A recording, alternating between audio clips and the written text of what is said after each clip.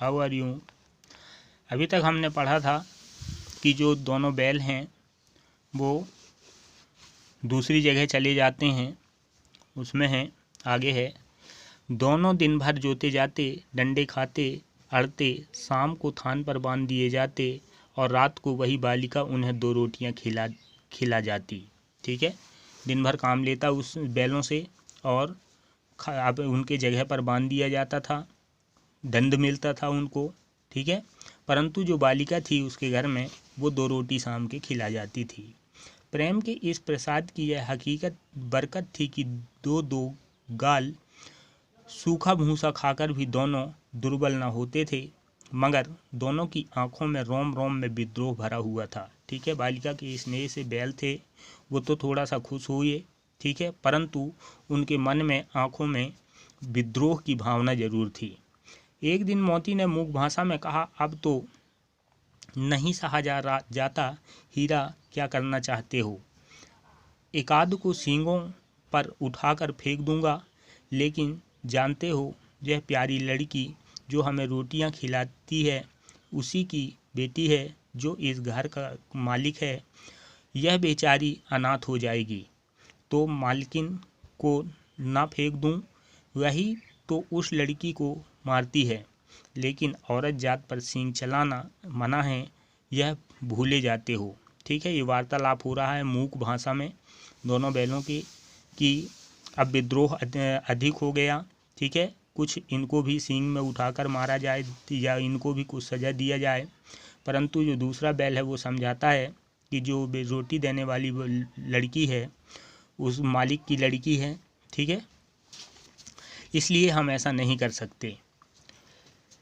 तुम तो किसी तरह निकलने ही नहीं देते, बताओ तुड़ा कर भाग चलें। ठीक है, वो कहता है कि इस तरह से नहीं निकला जा सकता तो रस्सी तोड़कर भाग चलें। हाँ, यह भी स्वीकार करता हूँ, लेकिन इतनी मोटी रस्सी टूटेगी कैसे?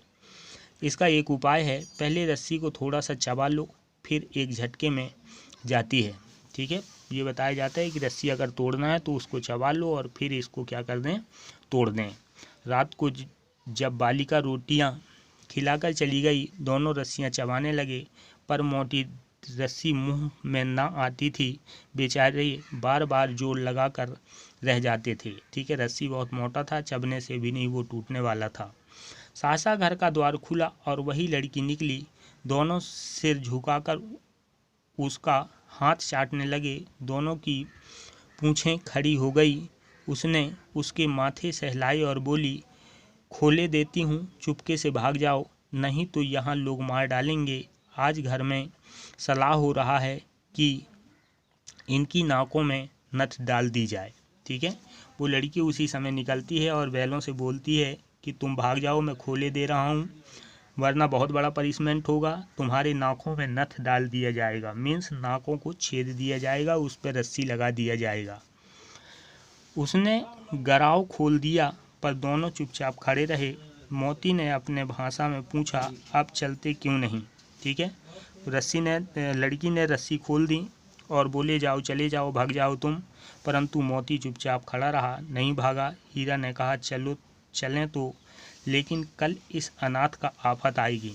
ठीक है, जो बैल थे हीरा नामक, वो सोचता है कि अगर हम चले जाएंगे तो इस बालिका पर बहुत बड़ा कष्ट होगा, आफत होगा, सब इसी पर संदेह करेंगे। सहसा बालिका चिल्लाई, दोनों फुफेरे वाले बैल भागे जा रहे हैं, ओ दादा दादा, दोनों बैल भागे जा रहे हैं, जल्दी दौड़ो।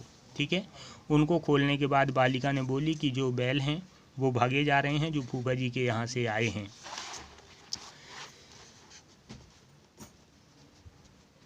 गया हड़बड़ा कर भीतर से निकला और बैलों को पकड़ने लगा। वो दोनों भागे। गया ने पीछा किया और भी तेज हुआ। गया ने शोर मचाया, फिर गांव के कुछ आदमियों को भी साथ लेने के लिए लौटा। दोनों मित्रों को भागने का मौका मिल गया, सीधे दौड़ते चले गए, जहाँ तक कि मार्ग का ज्ञान न रहा। जिस परिचित मार्ग से आए थे उसका यहाँ पता न था, नए नए गांव मिलने लगे, तब दोनों एक खेत के किनारे खड़े होकर सोचने लगे अब क्या करना चाहिए। ठीक है, जब उसको पकड़ने के लिए वहाँ से लोग दौड़े तो उनने क्या किया कि भागना शुरू किया। कई नए नए गांवों से होते हुए, अपरिचित मार्गों से होते हुए वो निकल भागते रहे और अंत में फिर एक खेत के पास जाकर खड़े हो गए। हीरा ने कहा, मालूम होता है राह भूल गए। हीरा नामक बैल था, उसने दूसरे बैल से कहता है कि अब हम मार्ग भूल गए, तुम भी बेतासा भागे, वही उसे मार गिराना था। ठीक है, उसे मार गिराते तो दुनिया क्या कहती, वह अपना धर्म छोड़ दें, लेकिन हम अपना धर्म क्यों छोड़ें। ठीक है, तो उसको दोनों बैल आपस में बात करते हैं, समझाते हैं कि अगर हम उसको मार गिराते तो गलत होता, वो भले अपना धर्म छोड़ दें, मानव भले अपना धर्म छोड़ दे, परंतु हम अपना धर्म नहीं छोड़ते। दोनों भूख से व्याकुल हो रहे थे। खेत में मटर खड़ी थी, चरने लगे, रह रहकर आहट ले लेते, कोई आता तो नहीं। जब पेट भर गया, दोनों ने आज़ादी का अनुभव किया तो मस्त होकर उछलने कूदने लगे। पहले दोनों ने डकार ली, फिर सींग मिलाए और एक दूसरे को ठेलने लगे।